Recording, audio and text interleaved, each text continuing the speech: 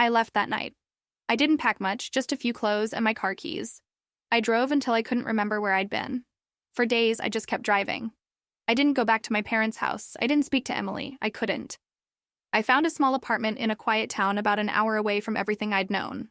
I got a job as a waitress, which didn't pay much, but it was enough. It gave me some distance. It gave me the space I needed to heal.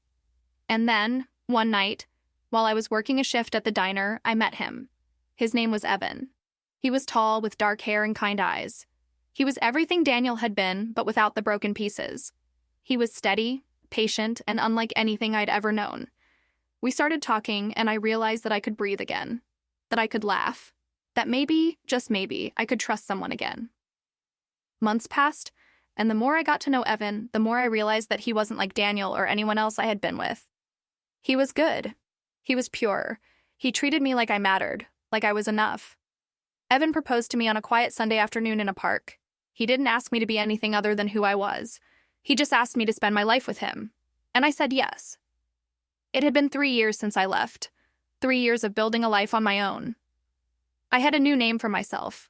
One that didn't carry the weight of my family's past. One that wasn't tied to the betrayal, to the broken promises, to the girl who had once been invisible.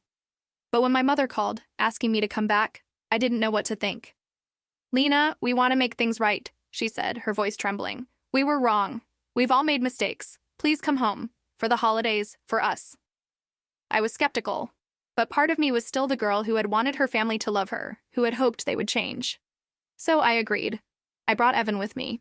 When we arrived at my parents' house, I was greeted with hugs and tears, with apologies and reassurances.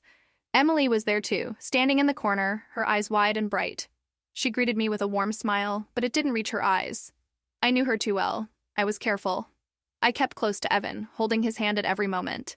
It wasn't that I didn't trust my family. It was that I didn't trust Emily. As the night wore on, it became clear to me that this wasn't an attempt to make things right. My parents were pretending to welcome me back, but they were hoping for something else. They were hoping Emily would take Evan from me. Like and subscribe for part 4.